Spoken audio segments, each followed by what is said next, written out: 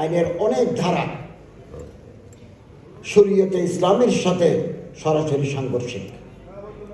1961 সনে যারা ওলামায়ে কেরাম ছিলেন তারা আন্দোলন করেছেন, সেমিনার সিম্পোজিয়াম করেছেন, মানববন্ধন করেছেন, কিন্তু পারেন নাই। আইয়ুব খান এটা গায়ের জোরে অনেকটা 1961 এটা পাশ করে দিয়েছেন, যেগুলোর অনেক ধারা শরীয়তের সাথে সাংঘর্ষিক। লেখক অনেক কথা বলেছেন। এই যে তালাকের যথেচ্ছ ব্যবহার, আলেম ওলামারা আলহামদুলিল্লাহ মানুষকে সচেতন করছেন, আগামী দিনে আরো সচেতন করতে হবে। এবং তালাক দেওয়ার পরে স্বামী কাঁদে, বাচ্চারা কাঁদে, ওই তালাক প্রাপ্তা স্ত্রীকে আবার ফিরিয়ে আনতে চায়। তখন তারা শরীয়তের অপব্যাখ্যা করে হিলে বিয়ে, যেটাকে বাংলায় বলে হিল্লে বিয়ে, হিলা সাজি, এগুলো করেছেন। এটা হারাম।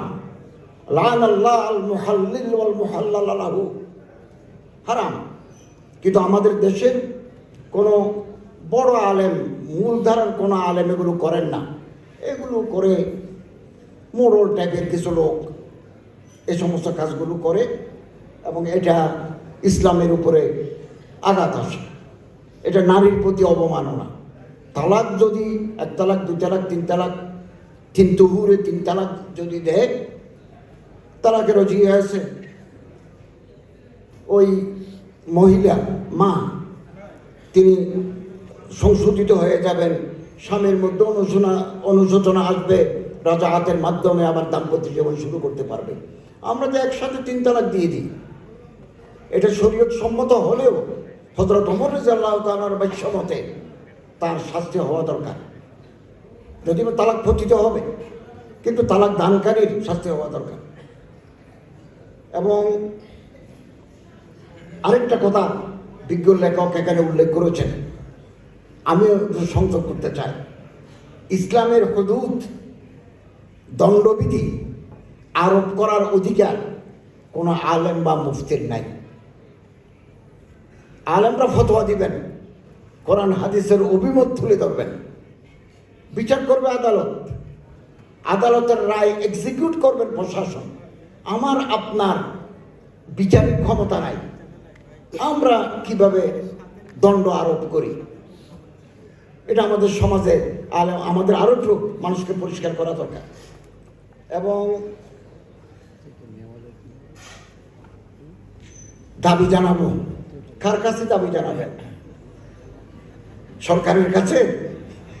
আমরা আছি আর 2 মাস। আমাদের পরে যারা আসবেন তারা কতদিন থাকবেন এটা আল্লাহ তাআলা ভালো জানেন। দাবি তো 54 বছর যাবত করে এসেছি, জানাতে কোনো আপত্তি নেই, দাবি জানাবো। যতদিন পর্যন্ত পার্লামেন্টের অধিকাংশ আসন ইসলামী শরিয়া মানে এইরকম মানুষ দ্বারা ভর্তি না হবে, কেবল দাবি জানিয়ে কিছু হবে না। সেটা আগামী 2026 সালের ফেব্রুয়ারি মাসের নির্বাচনে হোক, অথবা 2050 সালের ফেব্রুয়ারিতে হোক, লং টার্ম প্রজেক্টের দিকে আমাদের এগোতে হবে। এই রাষ্ট্রীয় যে কাঠামো, এটা তো ব্রিটিশের গড়া, লিগেসি পেয়েছে। তারপরে পাকিস্তানের 25 বছর, আমাদের 54 বছর, কিছু অ্যামেন্ডমেন্ট হয়েছে, কিন্তু মূল কাঠামো রয়ে গেছে। আপনি কোর্টে যান, শরিয়ার বিচার পাবেন, অ্যাকর্ডিং টু কোরআন এন্ড হাদিস বিচার হবে, পারবেন না। উনি সিআরপিসির বাইরে দণ্ড দিতে পারবেন না, পারবেন না। আমাদের যে বাণিজ্য, অর্থনীতি, এগুলো ওই কাঠামোর ভিতরে, কাঠামো পাল্টাতে হবে। আমি একা অথবা আপনি একা শরীয়তের নেফাজে কানুনে শরিয়া 1-2 দিয়ে হবে না।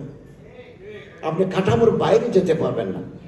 এই যে আমাদের শরীরে যে কাপড় চোপড় আছে, যেমন আমার মাথার উপর আছে টুপি, এই টুপি দেশের বাইরে, বিদেশে গেছি নিয়ে আসছি, এটা ভারতীয়।